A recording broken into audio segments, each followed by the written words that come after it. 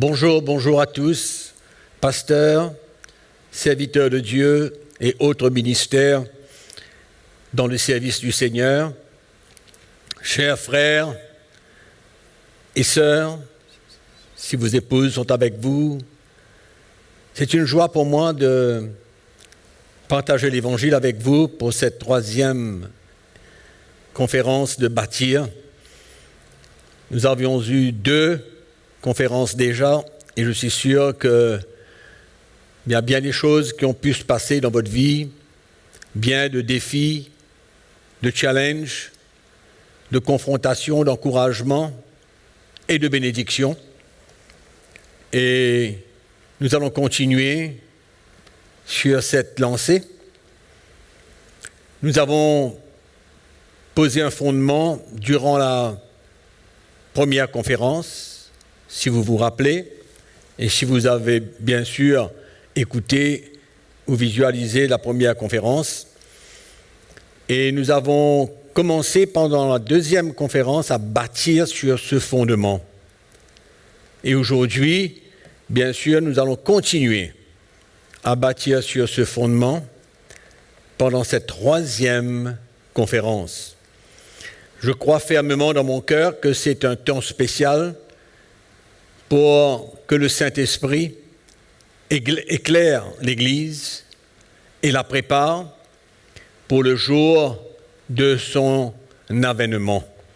Donc c'est un moment précieux, car nous savons les difficultés que l'Église est en train d'encourir en ce moment. Et c'est un temps pour vraiment ouvrir nos cœurs et laisser le Saint-Esprit nous éclairer. Il se peut qu'il y a beaucoup de choses qui vont vous étonner pendant notre partage, mais ne laissons pas nos raisonnements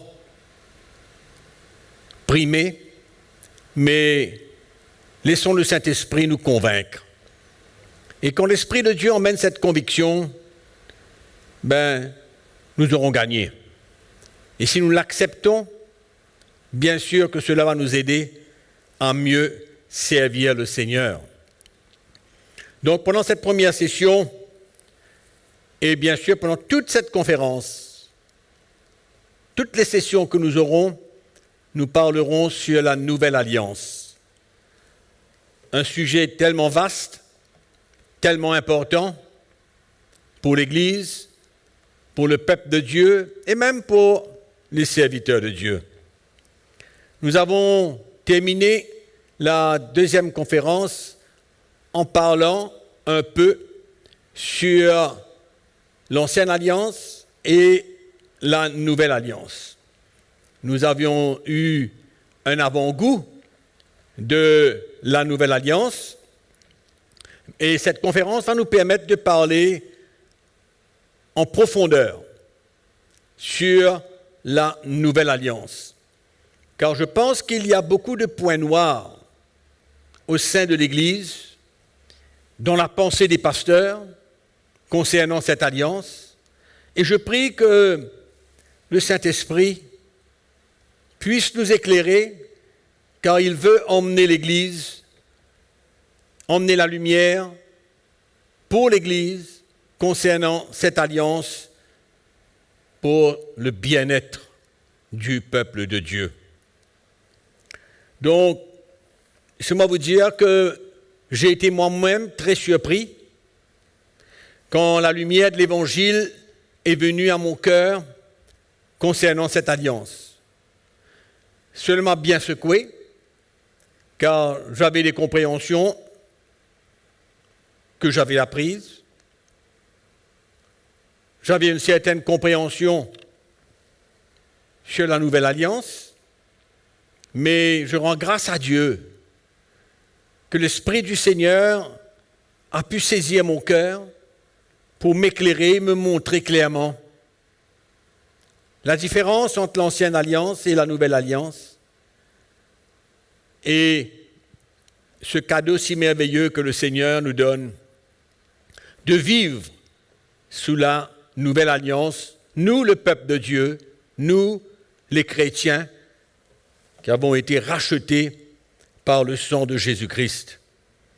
Donc, la chose que nous allons voir aujourd'hui, que nous voulons mettre l'emphase, c'est de comprendre et de voir la nouvelle alliance dans l'Ancien Testament.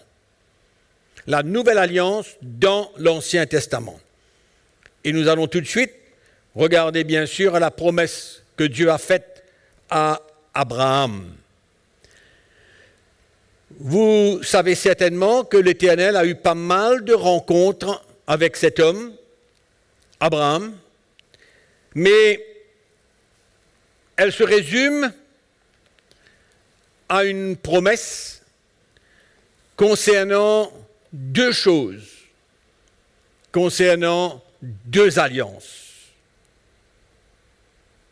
Donc toutes les conversations et toutes les rencontres que Dieu a eues avec Abraham, finalement se résument à deux alliances, l'ancienne et la nouvelle. Ouvrons notre Bible dans le livre de la Genèse au chapitre 12, le verset 1. Et nous allons principalement parler de la nouvelle alliance dans cette promesse que Dieu a faite à Abraham. Au verset 1, le chapitre 12, nous lisons « L'Éternel dit à Abraham, va-t'en de ton pays, de ta patrie et de la maison de ton père, dans le pays que je te montrerai. Je ferai de toi une grande nation, et je te bénirai, je rendrai ton nom grand, et tu seras une source de bénédiction.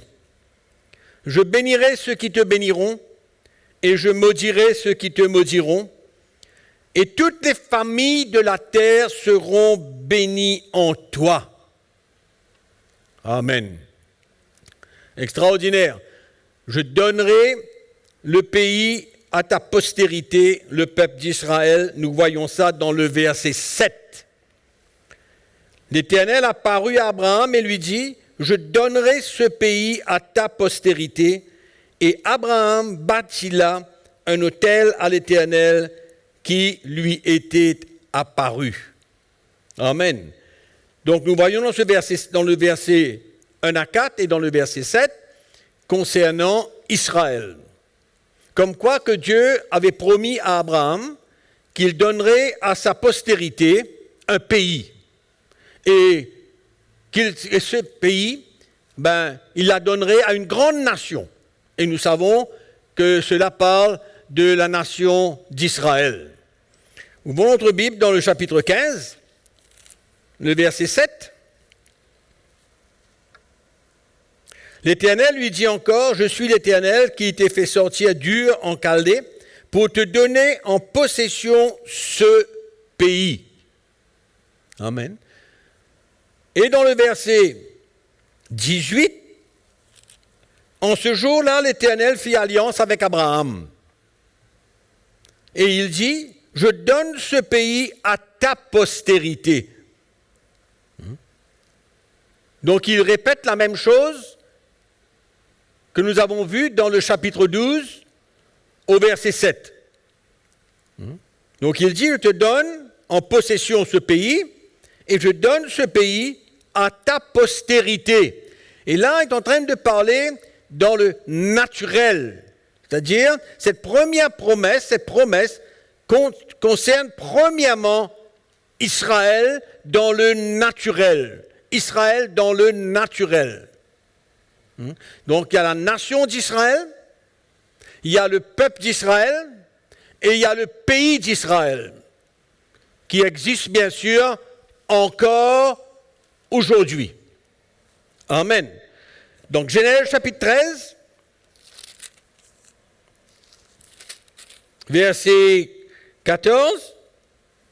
L'Éternel dit à Abraham, après que Lot se fut séparé de lui, lève les yeux et du lieu où tu es, regarde vers le nord et le midi, vers l'Orient et l'Occident, car tout le pays que tu vois, je le donnerai à toi et à ta postérité pour toujours. Donc nous voyons que tout ce que nous avons parlé maintenant concerne la nation, concerne un pays, concerne un lieu et concerne un peuple.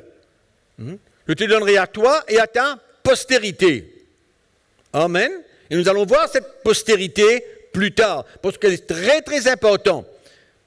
Car Abraham a eu deux postérités, une dans la chair et une dans l'esprit. Amen. Et nous allons voir cela clairement plus tard. Et au chapitre 13, le verset 16.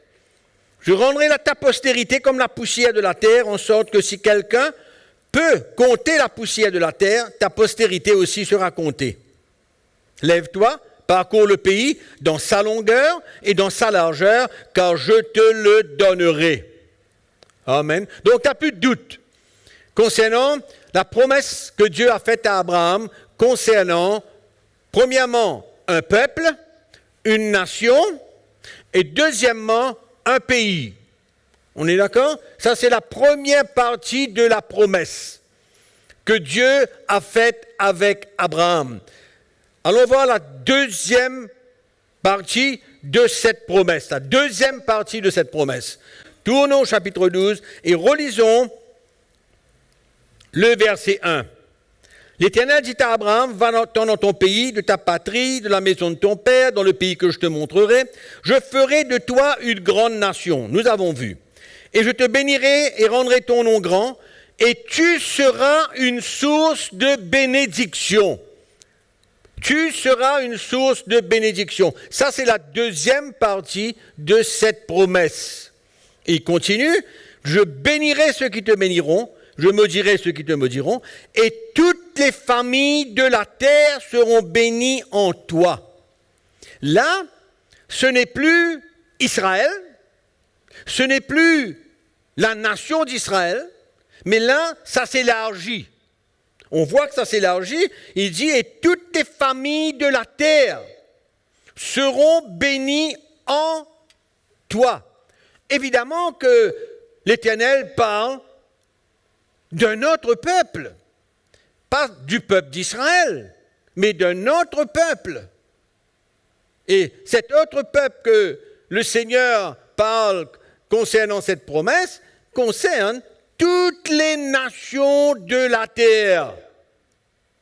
Toutes les nations de la terre.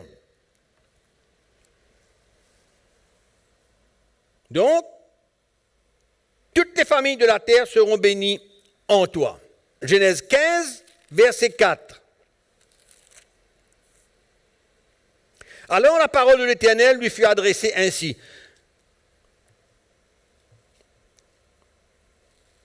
Ce n'est pas lui qui sera ton héritier, mais c'est celui qui sortira de tes entrailles qui sera ton héritier. Et après l'avoir conduit dehors, il dit, regarde vers le ciel et compte les étoiles si tu peux les compter. Et il lui dit, telle sera ta postérité. Abraham eut confiance en l'Éternel qui le lui imputa à justice. Amen. Chapitre 17, verset 4. Voici mon alliance que je fais avec toi, tu deviendras père d'une multitude de nations. Tu deviendras père d'une multitude de nations. Donc c'est clair qu'il ne parle pas à Israël ici. On ne t'appellera plus Abraham, mais ton nom sera Abraham, car je te rends père d'une multitude de nations. Alléluia. Clair. Amen. Donc Abraham crut, et la Bible nous dit qu'il fut justifié par la foi. Donc déjà, qu'est-ce que nous voyons depuis le livre de la Genèse? Il y a une promesse pour conclure une alliance avec les Juifs, l'ancienne alliance. Il y a une promesse pour conclure une alliance, ce qui est l'ancienne alliance que nous voyons avec les Juifs.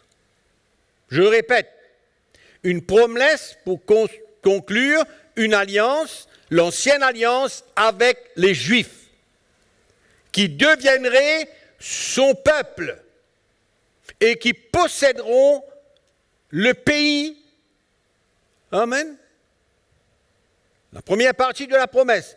Et la deuxième partie, il y a une seconde. La nouvelle alliance avec les païens. La première alliance, l'ancienne alliance avec les Juifs. La deuxième, la nouvelle alliance avec les païens, c'est-à-dire l'Église de Jésus-Christ. Déjà, nous le voyons dans le livre de la Genèse. C'est pourquoi, si vous venez à ce tableau, vous verrez ici que cette promesse contient deux alliances qu'on vient de mentionner. C'est un peu pour vous faire mieux comprendre tout ce qu'on partage avec vous et que c'est devant vos yeux. Alors, la première promesse, c'est une alliance avec Israël, que nous venons de voir tout à l'heure, dans tous les versets. Et la deuxième, avec les païens. Vous voyez, au-dessous des païens, vous voyez un testament là. Nous allons voir ça bien plus tard. OK? Mais c'est clair là qu'il y a deux alliances, une avec Israël et une avec les païens. C'est clair jusqu'à l'heure. On est d'accord? Et on avance.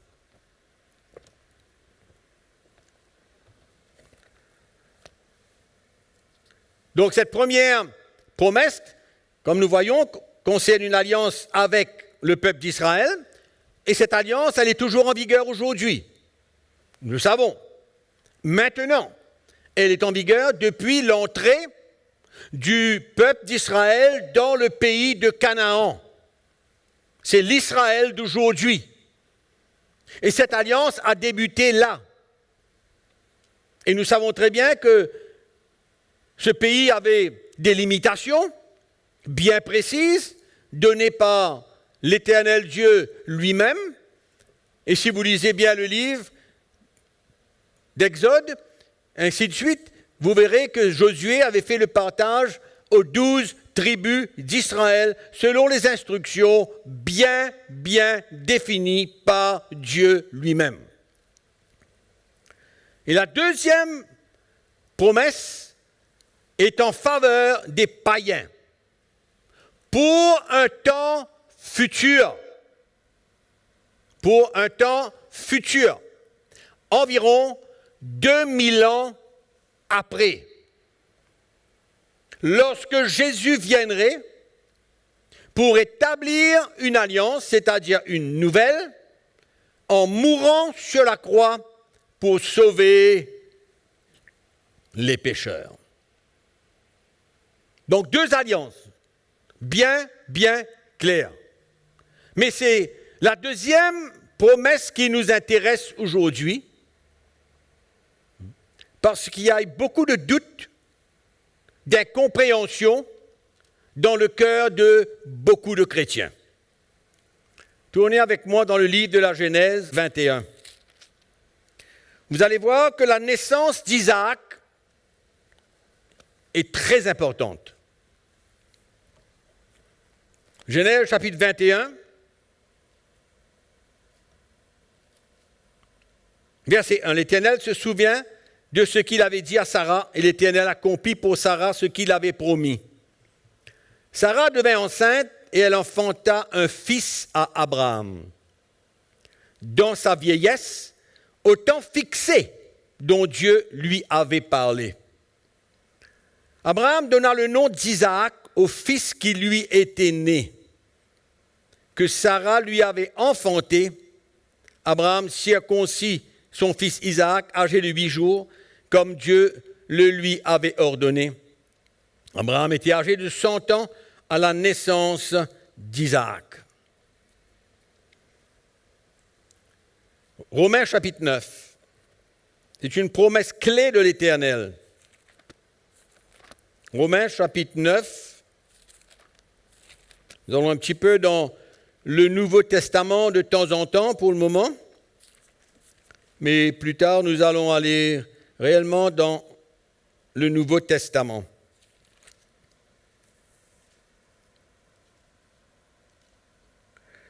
Verset 9, chapitre 9, Romains.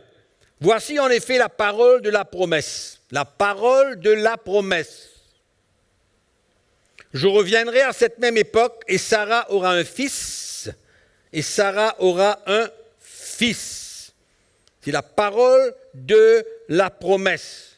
Mais la chose importante à voir ici, et nous lisons le verset 7, il nous dit, eh bien qu'ils soient la postérité d'Abraham, ils ne sont pas tous les païens, nous allons voir ça plus tard, mais il est dit, en Isaac, tu auras une postérité appelée de ton nom.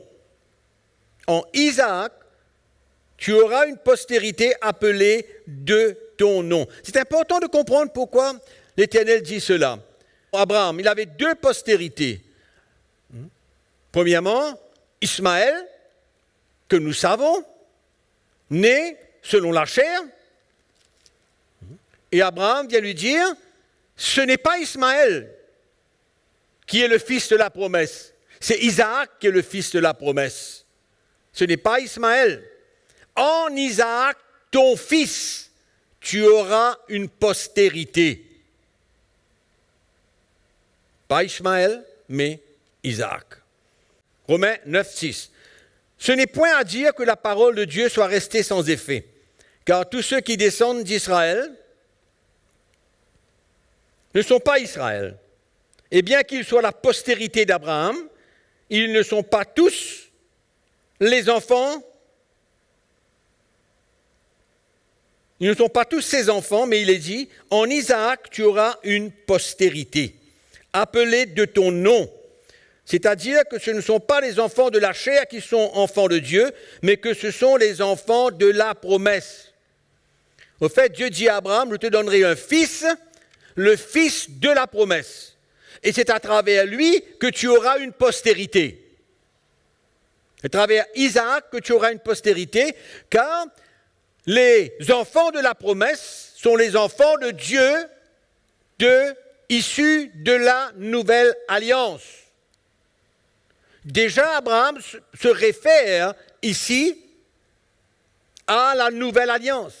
Et je répète, il lui dit, je te donnerai un fils, le fils de la promesse, et à travers lui, tu auras une postérité. Et cette postérité qu'Abraham parle, ce sont les enfants de la promesse. Tous ceux qui auront cru en Jésus-Christ comme leur Sauveur. Ce sont les enfants de la nouvelle alliance.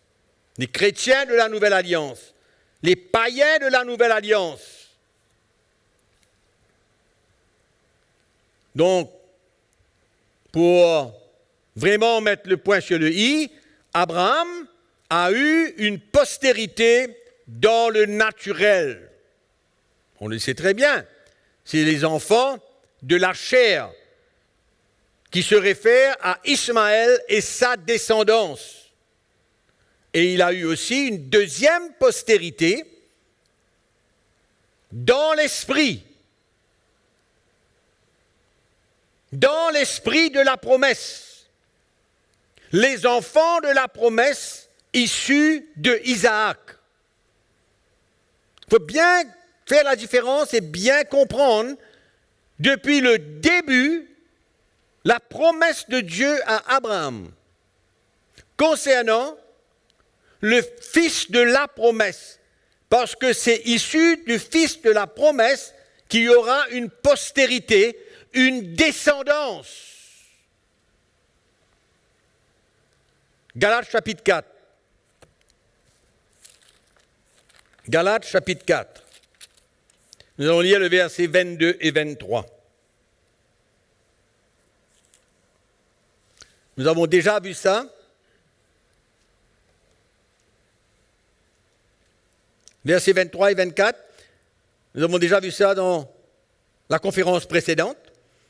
Mais celui de l'esclave naquit selon la chair, et celui de la femme libre naquit en vertu de la promesse. Ces faits ont une valeur allégorique, car ces femmes sont deux alliances. Amen. Donc, c'est la deuxième postérité qui contenait la promesse de Dieu à Abraham. La deuxième postérité. Et nous avons vu auparavant que les deux mers que nous venons de mentionner concernent deux alliances, une ancienne et une nouvelle. Amen. Donc, qu'est-ce que nous voyons? Nous voyons que déjà, il y a deux alliances. Déjà. Dans l'Ancien Testament, déjà, il y a cette promesse de l'Ancienne Alliance et de la Nouvelle Alliance. Et je répète, l'Ancienne Alliance avec le peuple d'Israël et la seconde, la Nouvelle Alliance, avec tous les païens nés de nouveau, qui fait l'Église de Jésus-Christ avec quelques Juifs convertis. Avec quelques Juifs convertis. Mais la promesse, nous allons voir plus tard, comme nous l'avons mentionné ici, la promesse d'une alliance avec Israël et la promesse d'une alliance avec les païens. Donc, dans le cœur de Dieu, il y avait déjà le salut pour le monde entier. Déjà. Et nous allons voir que ça va s'échelonner comme cela, et qu'il y aura premièrement une ancienne alliance, et deuxièmement une nouvelle alliance. Deux alliances complètement différentes. Ça va être intéressant de comprendre cela et de suivre cela. Donc, les deux promesses de Dieu que nous avons vues, les deux promesses sont claires, sont mentionnées déjà, et nous allons voir comment elles vont se réaliser. La première, nous n'allons pas passer le temps là-dessus, elle s'est réalisée, bien sûr, et nous allons voir au fur et à mesure pour la deuxième. Donc, allons parler un petit peu de cette postérité d'Isaac dans l'esprit. C'est ça qui nous intéresse, n'est-ce pas? La postérité d'Isaac dans l'esprit, le fils de la promesse. Okay? Dans Galates chapitre 3, le verset 15. Frères, je parle à la manière des hommes. Un testament en bonne forme, bien que fait par un homme, n'est annulé par personne et personne n'y ajoute. Or, les promesses ont été faites à Abraham et à sa descendance. Il n'est pas dit « et aux descendances », comme il s'agissait de plusieurs, mais comme il s'agit d'une seule, et à ta descendance, c'est-à-dire à Christ. Donc nous voyons bien clairement que c'est la venue de Christ qui avait été annoncée. Les promesses ont été faites à Abraham et à sa descendance, au singulier. Et sa descendance, il vient nous dire après, c'est-à-dire à Christ. Bien clair. Donc, la promesse a été faite à Abraham et à sa descendance, c'est-à-dire Christ. Au verset 13. Christ nous a rachetés de la malédiction de la loi, étant devenu malédiction pour nous, car il est écrit « Maudit est quiconque est pendu au bois », afin que la bénédiction d'Abraham et pour les païens, son accomplissement en Jésus-Christ, et que nous recevions par la foi l'Esprit qui avait été promis. Bien clair. Bien clair. Romains chapitre 4.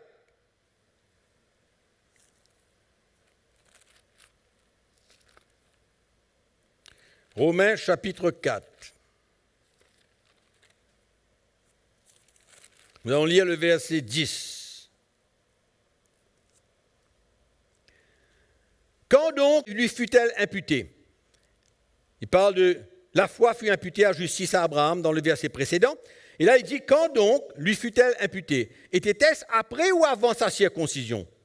Il n'était pas encore circoncis, il était incirconcis, et il reçut le signe de la circoncision comme sceau de la justice qu'il avait obtenue par la foi quand il était incirconcis, écoutez bien, afin d'être le père de tous les incirconcis qui croient. Pour que la justice leur soit aussi imputée et le Père des circoncis, qui ne sont pas seulement circoncis, mais encore qui marchent sur les traces de la foi de notre Père Abraham quand il était incirconcis. Vous vous souvenez, j'ai parlé tout à l'heure de cette deuxième alliance avec les païens nés de nouveau, c'est-à-dire l'Église de Jésus-Christ, bien sûr, et j'avais mentionné aussi tout à l'heure avec quelques Juifs qui croiraient en Jésus-Christ, qui auraient la foi en Jésus-Christ. Et c'est là que l'apôtre Paul vient ici les mentionner. Il dit, afin d'être le père de tous les incirconcis qui croient. C'est ce qui les incirconcis qui croient? Ce sont les païens. Et Abraham est devenu le père de tous ceux qui ont cru en Jésus-Christ. C'est pourquoi quand nous revenons à la promesse de Dieu à Abraham, tu deviendras le père d'une multitude de nations. Tu deviendras le père d'une multitude de nations. Déjà, avant toute chose, la première chose qui s'est réalisée dans cette rencontre avec Abraham, il sera le père d'une multitude de nations. Comment? À travers la descendance qui est Christ. Donc, tous ceux qui croiront en lui, amen, tous ceux qui croiront en lui deviennent les enfants d'Abraham.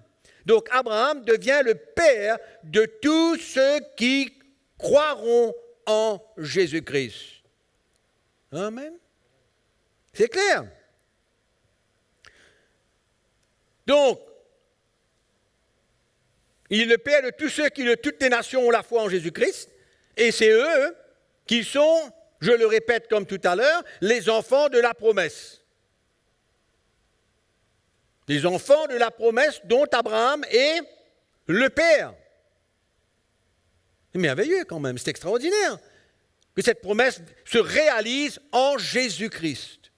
Elle se réalise en Jésus-Christ. Et nous voyons cela ici, les païens, l'alliance que Dieu a faite avec les païens, et nous voyons le Galates chapitre 3, 14, la promesse du salut par la foi en Jésus-Christ. Amen.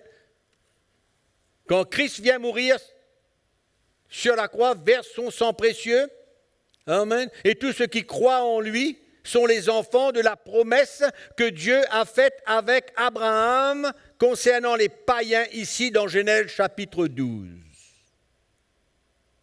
Donc nous voyons déjà que la promesse est dans le cœur de Dieu depuis à cette époque. Depuis cette époque, nous voyons ce qui allait se passer quand Christ viendrait mourir sur la croix.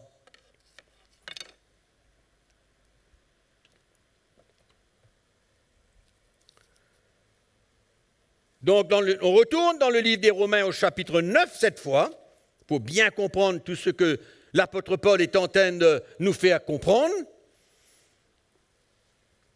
Nous relisons le verset 6. Ce n'est point à dire que la parole de Dieu soit restée sans effet, car tous ceux qui descendent d'Israël ne sont pas d'Israël. Bien qu'ils soient la postérité d'Abraham. On comprend? Bien qu'ils soient la postérité d'Abraham, ils ne sont pas tous ses enfants. Mais il est dit, en Isaac, tu auras une postérité. Donc, qu'est-ce qu'on comprend?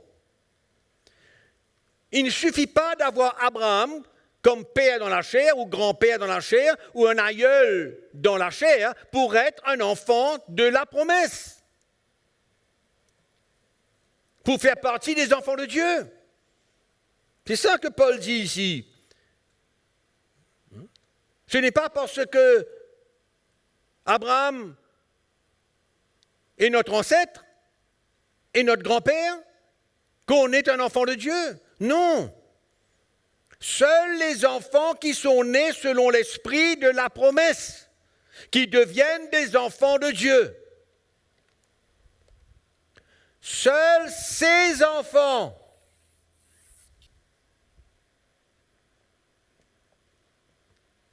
qui sont vraiment les enfants de Dieu. Il faut que ce soit clair.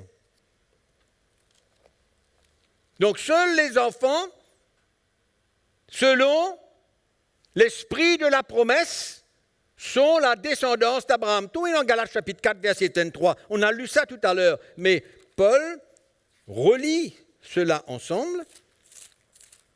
Regardez dans Galates chapitre 4. Le verset 23, il nous dit « Mais celui de l'esclave naquit selon la chair, et celui de la femme libre naquit en vertu de la promesse. » Clair? Il y a un qui est né en vertu de la promesse, l'autre est né en vertu selon la chair, naquit selon la chair. Selon la chair. Et ce ne sont pas eux, les enfants de la promesse.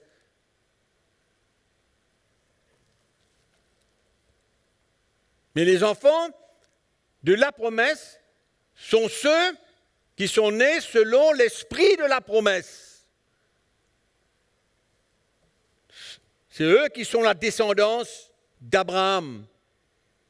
C'est là qu'on fait la différence. Quand on regarde les deux fils d'Abraham, Ishmaël et Isaac. Et vous vous souvenez du verset 7 de ce texte?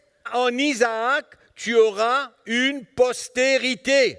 En Isaac, tu auras une postérité. Donc les chrétiens qui sont nés de nouveau deviennent la postérité d'Abraham en Isaac. C'est pourquoi depuis le début, il est dit en Isaac, tu auras une postérité. Galates chapitre 3, verset 15. On va relire un peu ces textes-là, il faut bien comprendre. Verset 15, nous avons lu, mais nous allons parler de ce texte, versets 15 et 16, 15 surtout. « Frères, je parle à la manière des hommes. Un testament en bonne forme, bien que fait par un homme, n'est annulé par personne et personne n'y ajoute. » Mais qu'est-ce que ça fait là, ce verset? Parle d'un testament. Et il vient dire que un testament en bonne forme, bien que fait par un homme, n'est annulé par personne. Et personne n'y ajoute. Il parle du testament selon la promesse qui a été faite à Abraham par Dieu, qui allait pourvoir un héritage. Un héritage, ce qui fait que cela existait avant que les lois de l'ancienne alliance. Elle existait avant les lois de l'ancienne alliance. L'héritage de cette promesse que Dieu a faite à Abraham. L'héritage, c'est qui? C'est nous les croyants. C'est nous. C'est tous ceux qui auront cru en Jésus-Christ qui sont de la postérité d'Abraham et qui sont issus de Isaac. Donc nous voyons que l'ancienne alliance est dans le cœur de Dieu depuis le début. Qu'il y aurait eu une alliance avec les païens qui croiraient en Jésus-Christ. La descendance. Il y a un testament qui a été fait. Quand cette promesse a été faite, il y a eu un testament. C'est comme un testament et personne ne peut changer. C'est pourquoi la loi qui est venue après, 430 après, ne peut pas changer le contenu de ce testament dont il y avait un héritage. Et cet héritage parle de tous ceux qui auront cru en Jésus-Christ, dont Abraham devient le père d'une multitude de nations. C'est pourquoi, même que la loi fut venue 430 après, c'est là où l'alliance a été faite avec Israël, quand les lois furent données, 430 ans après, donc cela ne peut pas changer la promesse. Il se réfère ici que cette promesse est comme un testament qui a été fait et qui ne peut pas être changé. Donc la loi ne peut pas venir, la loi qui a été donnée ici ne peut pas changer le testament, le contenu du testament. La promesse que contenait le testament, l'héritage que contenait le testament.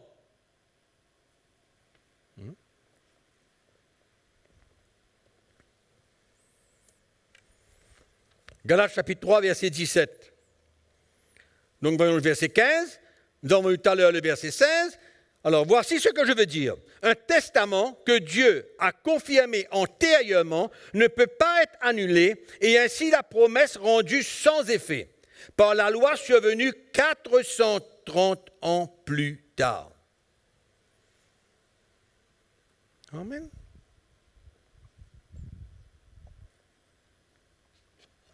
C'est là où Dieu donne les lois à Israël, dans le livre d'Exode au chapitre 19, à la sortie de l'Égypte. Et Dieu va sceller cette alliance avec Israël en lui donnant des lois. Et Paul est en train de dire maintenant que ces lois qui ont été données 430 ans après, 430 ans, le peuple d'Israël en Égypte. Et la loi qui vient pour sceller l'alliance que Dieu fait avec Israël ne peut pas changer le testament. C'est une promesse. Qui peut changer un testament? C'est pourquoi l'apôtre Paul parle, il dit, je parle à la manière des hommes. Parce que dans le naturel, quand il y a un testament qui a été fait, quand on a eu la mort, personne ne peut changer le testament.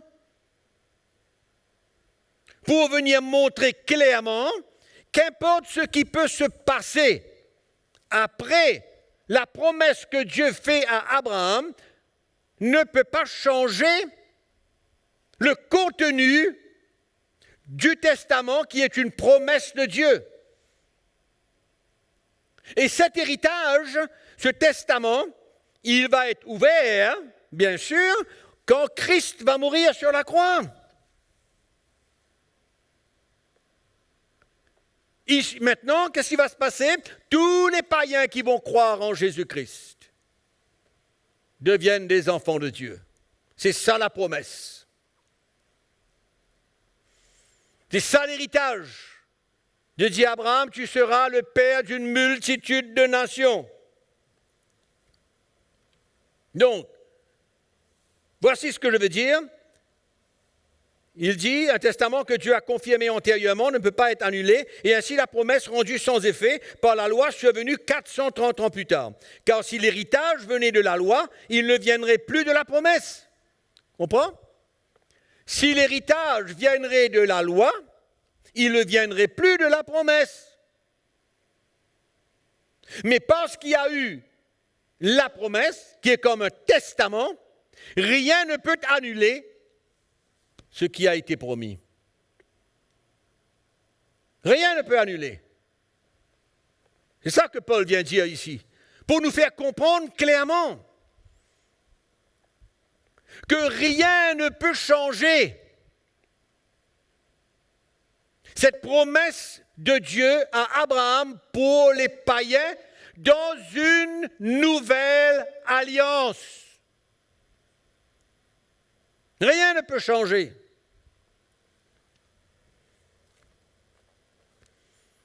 Donc, qu'est-ce qu'on peut conclure ici? Que la nouvelle alliance était déjà dans le cœur de Dieu avant la loi. Clair? Je pense que c'est clair pour tout le monde.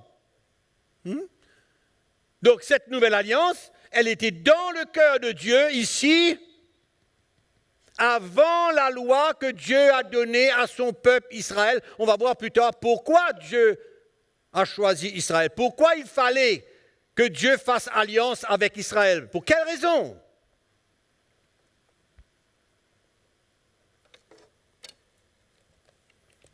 Avant même que le peuple d'Israël existe, la nouvelle alliance était déjà dans le cœur de Dieu.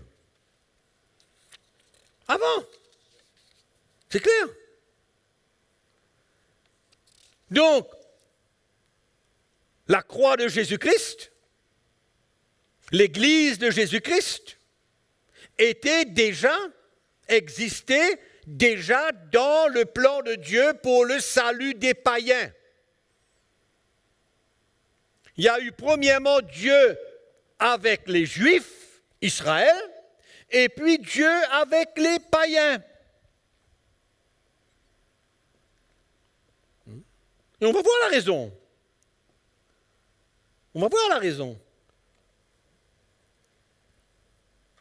Donc, avant même que l'alliance avec les Juifs a été scellée, avant la loi donnée par Moïse aux Juifs,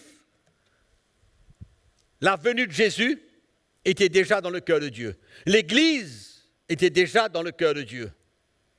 Donc, finalement, qu'est-ce qu'on peut conclure?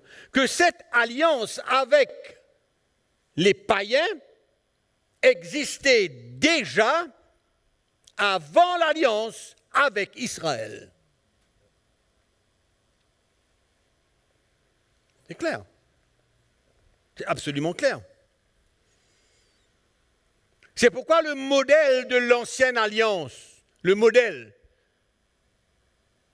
de l'ancienne alliance a été pris, ou alors on peut dire puisé, de la nouvelle alliance qui viendrait ensuite. Le modèle. C'est pourquoi Dieu est l'architecte des deux alliances. Mais l'ancienne alliance, la première alliance, a été faite selon ce qui devait arriver.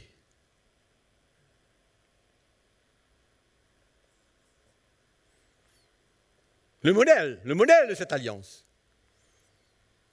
Le modèle de l'ancienne alliance a été fait selon la réalité de la nouvelle alliance. C'est comme si un architecte aujourd'hui concevait, par exemple, de construire une cathédrale ou un château ou quelque chose de comme ça. Il avait déjà cela conçu en lui, clair et net, mais il sait quand même que ce n'était pas pour ce temps. Il sait que c'était pour beaucoup plus tard. Et entre-temps, parce qu'il sait que c'est pour beaucoup plus tard, il va faire un modèle. Il fait un modèle de la réalité, du plan final, du plan qui devait être réalisé. Donc il fait une espèce de modèle qui représente le plan final de Dieu. Il fait un modèle. Et c'est comme ça que les lois de l'ancienne alliance furent proclamées. C'est comme ça que le tabernacle fut construit. Selon la réalité de la nouvelle alliance. Il faut que ça soit clair. Et quand le temps sera venu pour ce fameux architecte de construire ce château, il ne se servira plus de ce modèle qu'il a fait. Mais il va prendre le plan final qu'il a conçu déjà avant. Et quand le temps sera venu, il ne va pas s'occuper du modèle qu'il a fait entre-temps. Mais il va maintenant construire ce château, par exemple, selon le plan initial, le plan final. Et qu'est-ce qu'il va faire avec l'autre plan? Il ne va plus s'en servir. Le temps fut venu pour la construction de ce château. Il ne va pas prendre le modèle, il va prendre le plan final. Et c'est simplement une illustration pour vous faire comprendre que le moment que la nouvelle alliance prend effet, quand le temps est venu, quand le temps fut fixé, pour que la nouvelle alliance commence, l'ancienne n'existe plus. C'est pourquoi les sacrifices, les lois, le tabernacle étaient le plan temporaire. Si vous étudiez le tabernacle, qu'est-ce que vous allez voir? Vous allez voir, premièrement, le sacrifice de Jésus-Christ. Et si vous allez, que vous étudiez le tabernacle, qu'est-ce que vous allez voir? La vie du chrétien. La vie du chrétien. Donc le tabernacle, les lois, les sacrifices qui furent institués dans l'Ancienne Alliance montraient clairement la réalité qui devait se passer sous la Nouvelle Alliance. C'est pourquoi on revient, comme quoi que tout ce qui s'est passé, tout ce qui a été donné, comme toutes les lois que nous allons voir dans les sessions qui arrivent, toutes ces lois, etc., ça va montrer simplement la réalité qui est en Jésus-Christ. C'est ça qui est marqué ici. Tout ça, c'était l'ombre des biens à venir, mais la réalité est en Christ.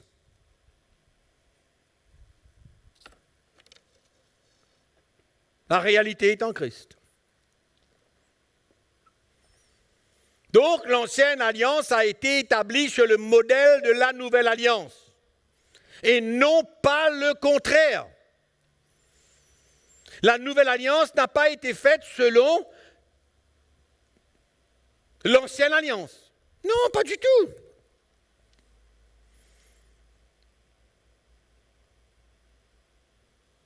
Toutes ces choses-là représentent la réalité qui est en Jésus-Christ.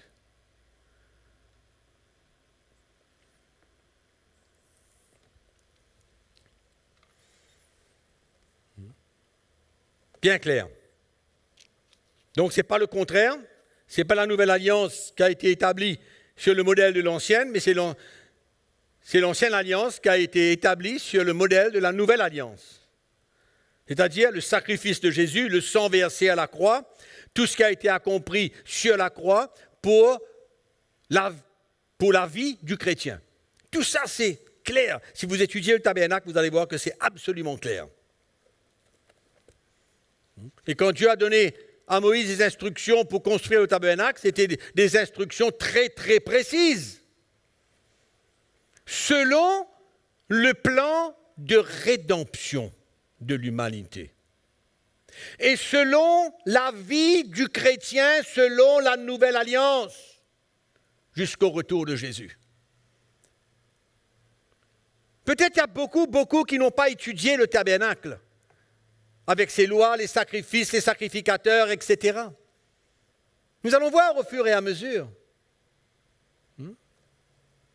Mais cette construction du tabernacle, avec les instructions très précises, elle a été faite selon le plan de rédemption de l'humanité et selon la vie du chrétien sous la nouvelle alliance.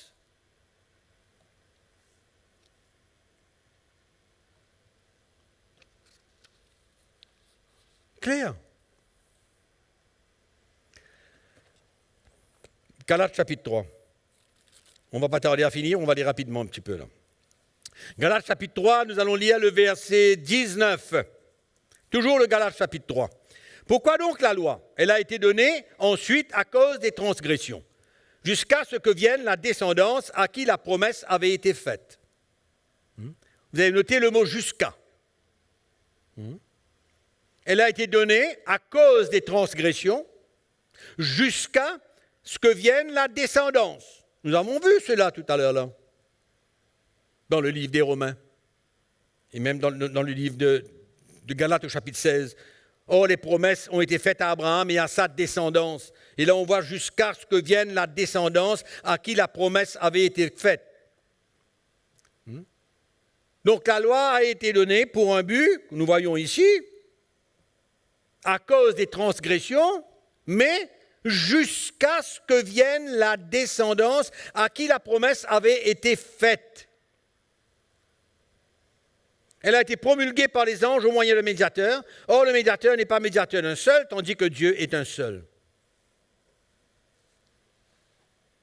Donc, la parole de Dieu nous confirme que la loi a été pour un temps. La loi a été pour un temps jusqu'à ce que la descendance vienne. Elle a été donnée pour une période spécifique, jusqu'au temps fixé par Dieu, que Christ vienne dans le monde et monte sur cette croix et fait tout ce qu'il a fait tout ce qu'il a besoin de faire, verser son sang,